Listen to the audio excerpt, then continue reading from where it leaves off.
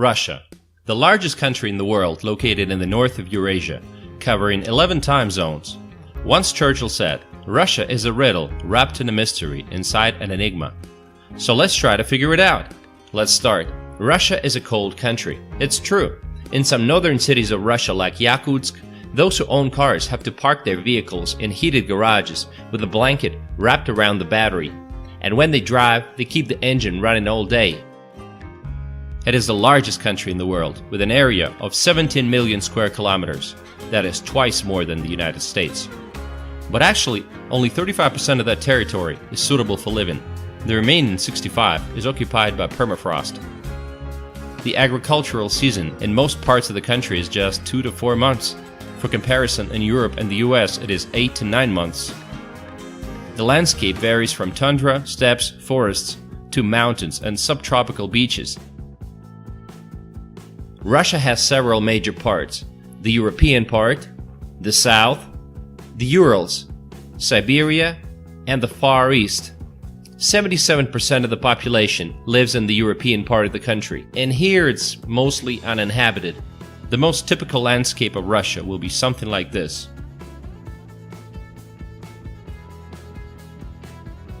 For 2016, according to the International Monetary Fund, Russia ranks 12th in terms of nominal GDP. The economy is predominantly based on raw materials, which comes as no surprise knowing the enormous natural reserves of Russia. First place in the world in natural gas and forest reserves.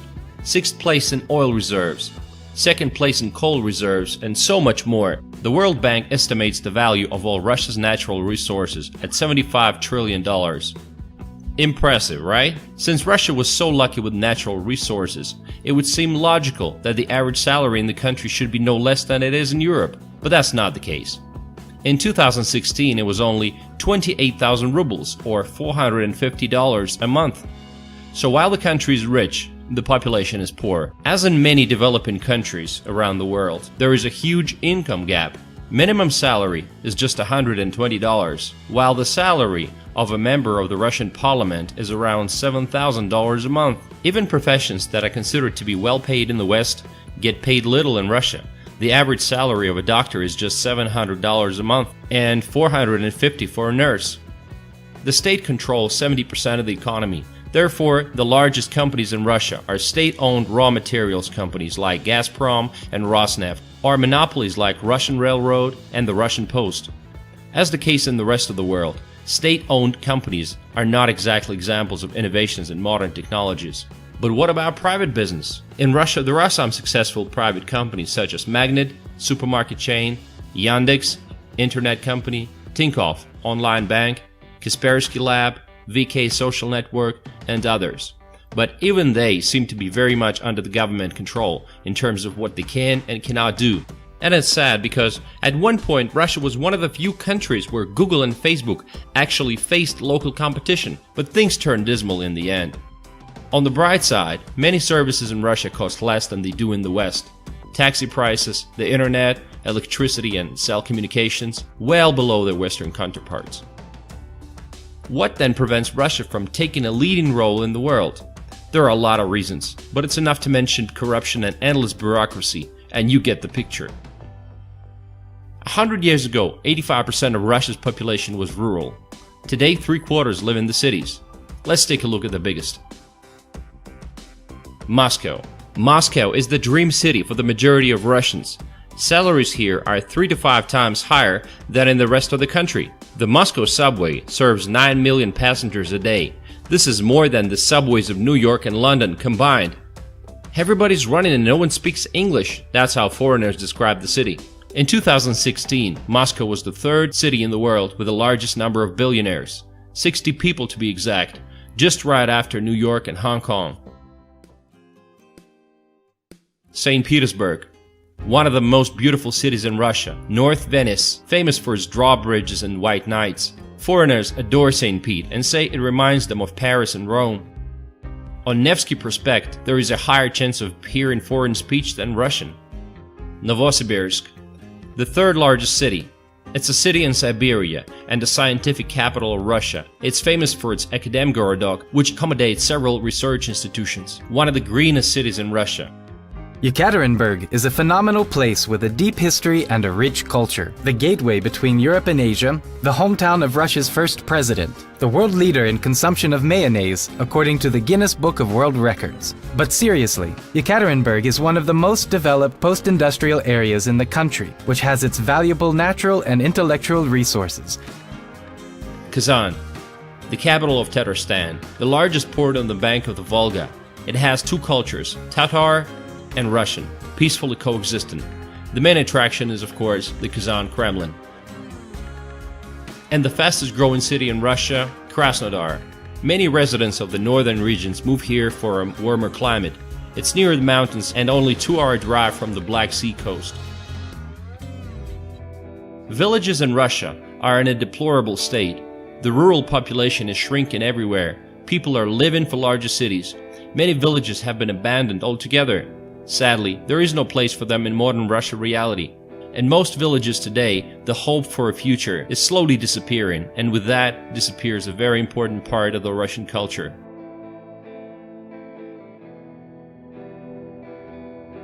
Secondary education is very fundamental and is in no way inferior to the Western, and in many ways it surpasses it.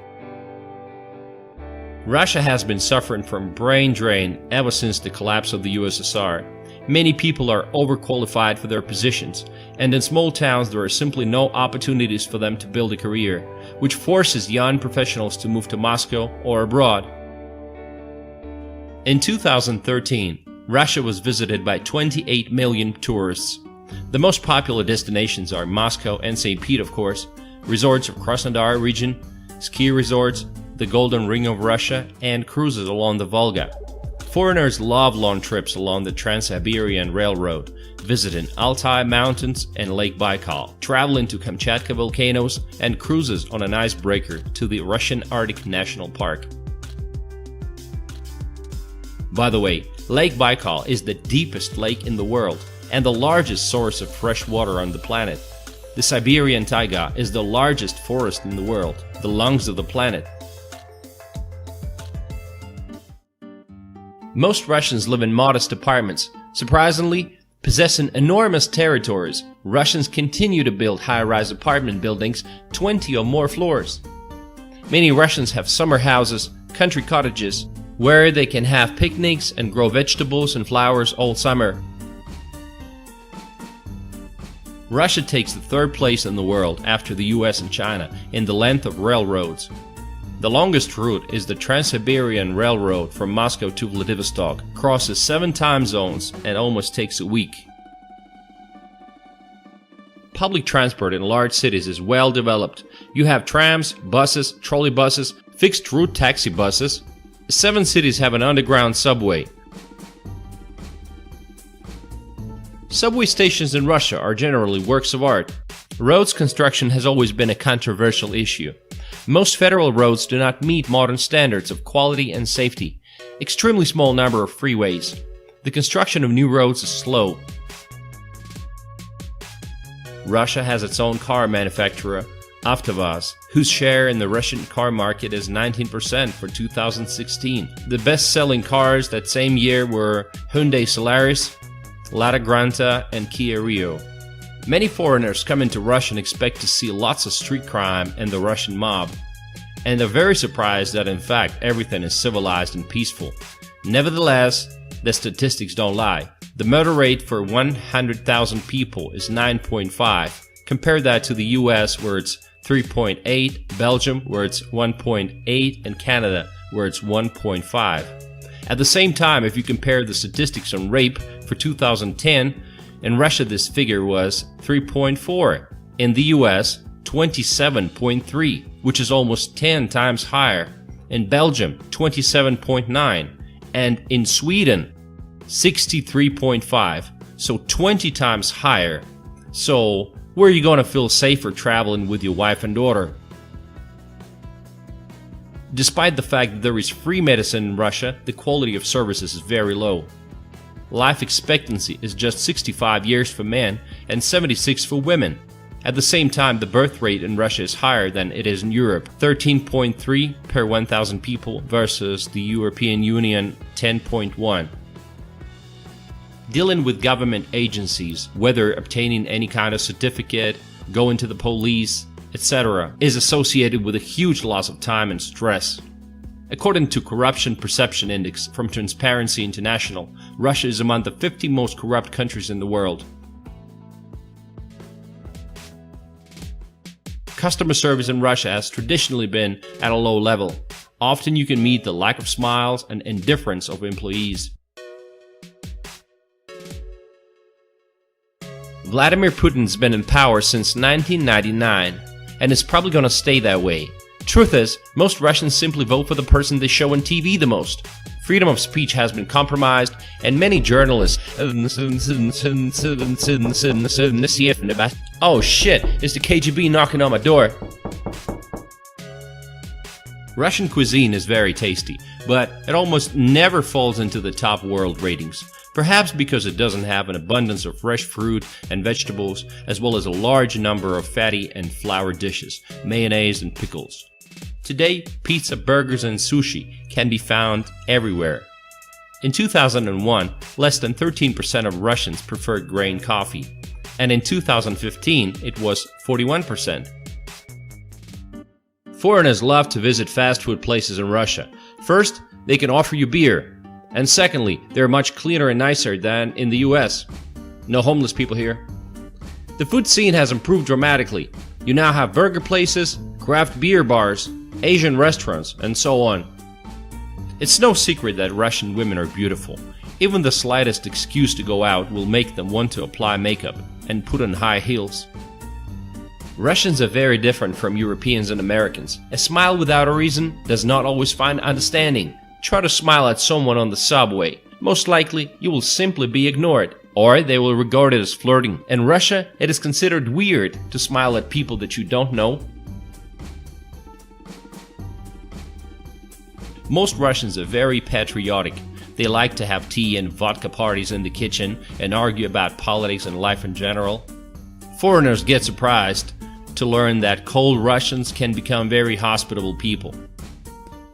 Russian is the second most popular language on the internet after English, and one of the 6 official languages of the United Nations. But do Russians speak English? Actually, let's find out. Excuse me, do you guys speak English? No? Okay. Hey, excuse me guys, do you speak English? No? Okay. Hey, excuse me, do you speak English? No? Okay.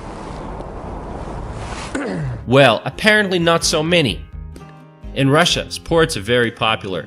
Football indisputably holds a leading position. Also popular are hockey, basketball, volleyball, and boxing. Russia is known throughout the world for its achievements in gymnastics and figure skating. In recent years, the popularity of a healthy lifestyle is becoming noticeable. In large cities, many fitness centers have opened up. Also, lots of ski resorts. In winter, such unusual sports are popular like rally on ice, winter kiting, and even winter cycling. Russian is the second most popular language on the internet after English, and one of the 6 official languages of the United Nations. Russians have many unique traditions such as visiting bathhouses or banyas, swimming in the ice hole in a 20-degree below temperature, winter fishing, hunting, lawn celebrations, and saying lawn toasts.